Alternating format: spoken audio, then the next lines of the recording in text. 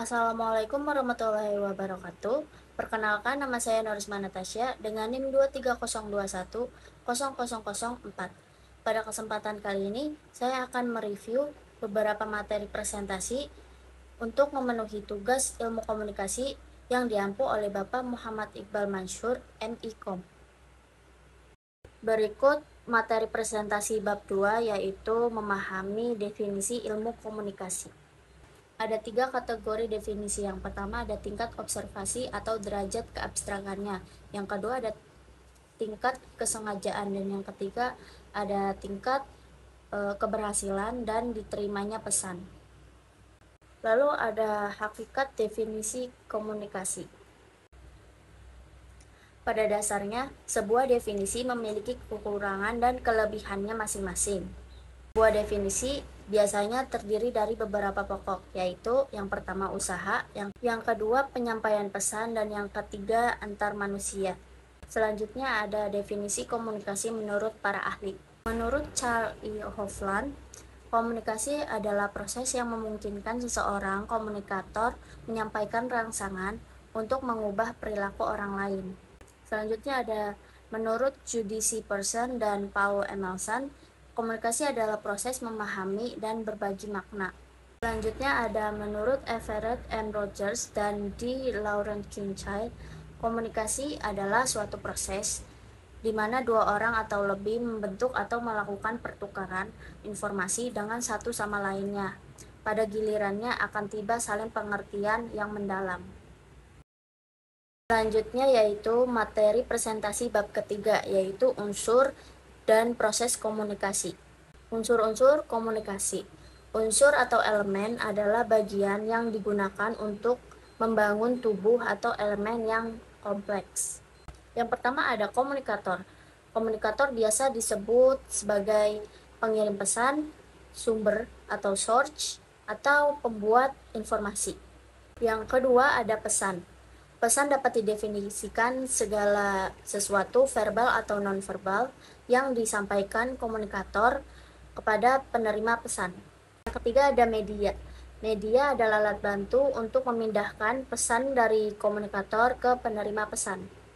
Yang keempat ada komunikan. Komunikan adalah seseorang yang menjadi sasaran untuk menerima pesan atau pesan yang dikirim. Yang kelima ada pengaruh. Pengaruh ini seperti feedback, yaitu umpan balik dari si penerima. Yang terakhir ada lingkungan. Lingkungan sangat penting dalam proses komunikasi. Lingkungan digolongkan ke dalam beberapa bagian. Yang pertama ada lingkungan fisik, yang kedua ada lingkungan sosial budaya, dan yang ketiga ada psikologis, dan yang keempat ada dimensi waktu. Selanjutnya materi presentasi bab keempat, yaitu fungsi dan prinsip-prinsip komunikasi. Harold D. Lauswell mengungkapkan fungsi komunikasi yaitu manusia dapat mengontrol lingkungannya, beradaptasi dengan lingkungan tempat mereka berada, melakukan transformasi warisan sosial kepada generasi berikut. Umum, fungsi komunikasi diantaranya yaitu dapat menyampaikan pikiran atau perasaan, tidak terasing atau terisolasi dari lingkungan, dapat mengajarkan atau memberitahukan sesuatu, dapat mengetahui atau mempelajari dari peristiwa di lingkungan, dapat mengenali diri sendiri. Prinsip komunikasi menurut Joseph A. DeVito 2011 terdapat prinsip-prinsip komunikasi, diantaranya sebagai berikut. Yang pertama ada komunikasi tak terhindarkan, yang kedua ada komunikasi adalah paket isyarat, yang ketiga komunikasi adalah proses penyesuaian, yang keempat komunikasi mencakup dimensi isi dan hubungan.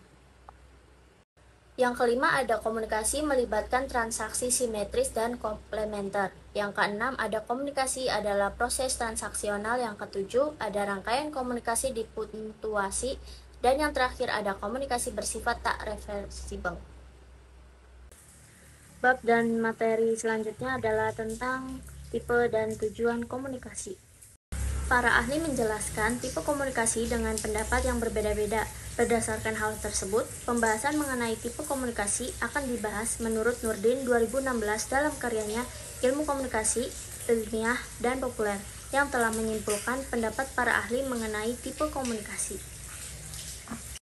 Komunikasi. Yang pertama, komunikasi dengan diri sendiri atau intrapersonal communication. Komunikasi dengan diri sendiri adalah sebuah proses komunikasi yang terjadi dalam diri individu atau berkomunikasi dengan diri sendiri. Ada komunikasi antar pribadi atau interpersonal communication. Komunikasi antar pribadi adalah proses komunikasi yang berlangsung antara dua orang atau lebih secara bertatap muka. Berdasarkan sifatnya, komunikasi antar pribadi dapat dibedakan menjadi dua macam, yaitu komunikasi diadik, yaitu percakapan yang berlangsung. Yang kedua, komunikasi kelompok yang berlangsung antara 3 orang atau lebih dalam situasi tatap muka. Wayne Page menjelaskan 3 bentuk komunikasi diadik, yaitu percakapan, dialog, dan wawancara. Ketiga, ada komunikasi publik atau public communication. Komunikasi publik dapat disebut komunikasi kolektif, komunikasi retorika, public speaking, dan komunikasi khalayak atau audience communication. Ada komunikasi massa atau mass communication. Komunikasi massa didefinisikan sebagai proses komunikasi yang berlangsung di mana pesannya dikirim dari sumber yang melembaga kepada khalayak. Pesan ini bersifat massal melalui alat-alat mekanis seperti radio, televisi, surat kabar, dan film. Komunikasi. Joseph A. DeVito 2011 mengatakan terdapat beberapa tujuan seseorang dalam berkomunikasi, yaitu diantaranya adalah yang pertama menemukan, yang kedua berhubungan, yang ketiga meyakinkan, yang keempat bermain, yang kelima membentuk citra diri, yang keenam mempersuasi. Tujuan komunikasi yang sudah dijelaskan, terdapat faktor penentu tujuan komunikasi, diantaranya yaitu yang pertama tidak ada tujuan tunggal dalam berkomunikasi. Yang kedua, faktor lingkungan memegang peranan tujuan komunikasi seseorang. Yang ketiga, tujuan berkomunikasi berubah setiap saat, tergantung pada situasi dan kondisi. Selanjutnya yaitu materi tentang human communication. Terdapat banyak cara untuk memahami diri dalam komunikasi. Salah satunya adalah yang dikenal dengan Johari window. Johari window digambarkan dengan segi 4 dengan bentuk 4 bidang, yaitu yang pertama open, terbuka, sebuah wilayah yang berisi segala informasi umum yang ada pada diri kita dan orang lain. Yang kedua blind, buta, yaitu wilayah buta adalah wilayah individu yang diketahui orang lain, tetapi individu tersebut tidak mengetahui atau menyadarinya. Yang ketiga tidak diketahui atau unknown. Wilayah gelap adalah area di mana diri sendiri tidak mengetahui dan begitu pun dengan orang lain. Yang keempat, tersembunyi atau hidden. Pada dasarnya, setiap orang memiliki daerah tertutup atau tersembunyi yang hanya dia sendiri yang mengetahui, bahkan orang lain jika diizinkan. Meningkatkan kesadaran diri. Pada dasarnya, kesadaran diri bukan sesuatu yang konstan, karena ia akan terus berubah tergantung dari situasi dan kondisi, pesan apa yang dibicarakan, tujuan, dan siapa yang terlibat dalam proses komunikasi tersebut. Faktor yang mempengaruhi pengungkapan diri. Yang pertama, besar kelompok. Yang kedua, perasaan menyukai. Yang ketiga, efek diadik. Yang keempat, kompetensi. Yang kelima, kepribadian. Yang keenam, topik pembicaraan. Yang ketujuh, jenis kelamin. Bab selanjutnya yaitu model komunikasi dasar.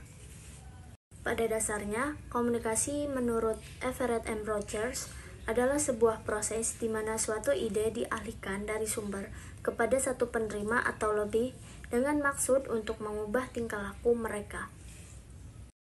Dan fungsi model komunikasi.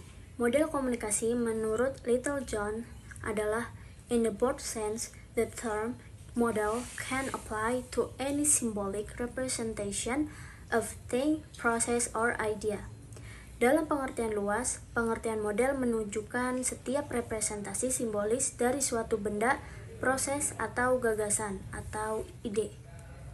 Model dasar komunikasi. Yang pertama, model komunikasi parlen, yaitu model komunikasi intrapersonal atau intrapribadi, dan model komunikasi interpersonal atau antar pribadi. Yang kedua, model komunikasi Laswell. Model komunikasi klasik Laswell menunjukkan bahwa pihak pengirim pesan komunikator pasti mempunyai suatu keinginan untuk mempengaruhi pihak penerima. Yang ketiga, model sirkulasi sirkuler dari Osgood dan Scam. Yang keempat, model komunikasi Gardner. Model komunikasi Gardner hampir sama bentuknya dengan Laswell, tetapi prosesnya lebih kompleks karena melibatkan elemen-elemen komunikasi yang lebih banyak. Yang kelima, model komunikasi relay dan relay. Menurut Relay dan Relay mengatakan bahwa komunikan dalam menerima pesan yang disampaikan oleh komunikator tidak langsung bereaksi langsung. Faktor-faktor yang dimaksud adalah terutama berkaitan dengan peran dari kelompok primer, misalnya keluarga, dan kelompok lainnya yang menjadi rujukan dari komunikan. Yang keenam, ada model komunikasi Newcomb. Komunikasi ini merupakan model komunikasi antar pribadi yang menggambarkan tentang dinamika hubungan komunikasi antar dua individu tentang suatu objek yang dipersoalkan. Yang ketujuh, model komunikasi Shannon dan Weaver. Model komunikasi ini melibatkan 7 komponen, yaitu information source, message transmitter, signal receiver, destination, noise source. Yang kedelapan, model komunikasi Devler.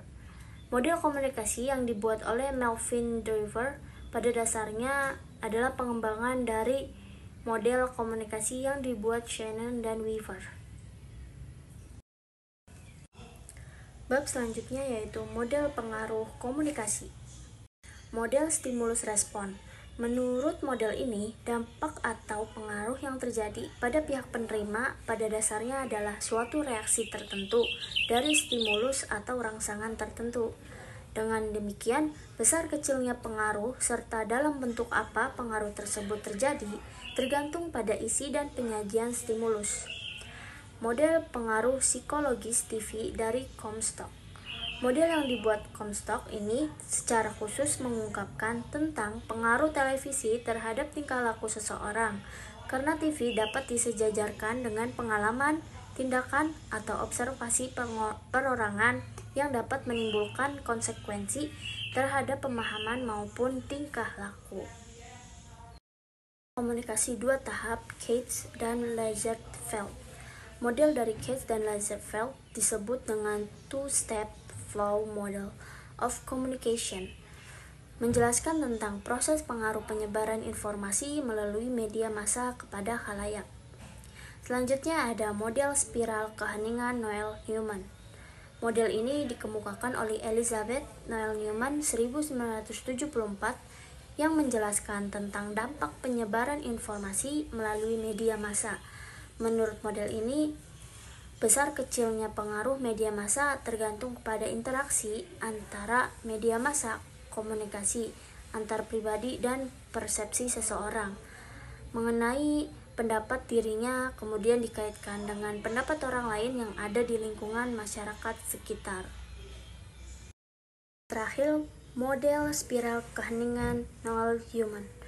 Asumsi ini didasarkan pada pertimbangan bahwa pada dasarnya kebanyakan orang dalam masyarakat cenderung tidak mau mengisolasi dirinya dari lingkungan masyarakat sekitar. Oleh karena itu, meskipun seseorang mempunyai sikap atau pendapat yang berlainan, ia akan berusaha untuk tidak menentang secara terbuka terhadap sikap dan pendapat orang lain di lingkungan sekitarnya. Bab selanjutnya yang terakhir yaitu faktor penentu keberhasilan komunikasi. Semantik. Semantik adalah ilmu yang mempelajari tentang tata kalimat. Jadi, gangguan semantik adalah gangguan yang berkaitan dengan bahasa. Gangguan semantik lainnya adalah perbedaan bahasa yang digunakan dalam berkomunikasi. Misalnya menggunakan bahasa Jepang, sementara pendengarnya hanya menguasai bahasa Indonesia. Selain itu, pilihan kata, panjang pendeknya pernyataan berdasarkan hal tersebut untuk mengatasi gangguan semantik. Seorang komunikator yang baik harus memahami siapa komunikannya, apa latar belakang pendidikannya, budaya, status sosial ekonomi, dan sebagainya. Pengetahuan yang baik atas komunikan akan menentukan sukses tidaknya pesan yang disampaikan. Yang kedua ada psikologis. Kondisi psikologis seseorang akan ikut memengaruhi bagaimana pesan dikirimkan oleh komunikator. Faktor psikologis mempengaruhi kondisi mental seseorang yang berpengaruh pada apa yang dia ucapkan dan lakukan. Kondisi psikologis seseorang dipengaruhi oleh faktor internal dan eksternal. Faktor internal adalah faktor yang berasal dari diri individu, misalnya sifat atau karakter. Faktor eksternal yang mempengaruhi psikologis seseorang berasal dari luar diri individu. Lingkungan eksternal yang paling dekat diantaranya lingkungan keluarga. Sedangkan faktor eksternal lainnya seperti sistem hukum, sosial budaya, agama, pemerintah, politik, pendidikan, pekerjaan, dan masyarakat sekitar. Semua faktor eksternal akan mempengaruhi mental seseorang yang menentukan bagaimana komunikator menyampaikan pesan. Yang ketiga ada teknis. Gangguan teknis pada dasarnya terlebih menitik beratkan kepada soal teknis sederhana tetapi sangat mengganggu proses komunikasi. Cara yang dilakukan agar tidak ada gangguan teknis dapat mengecek terlebih dahulu peralatan yang akan digunakan. Yang keempat ada media.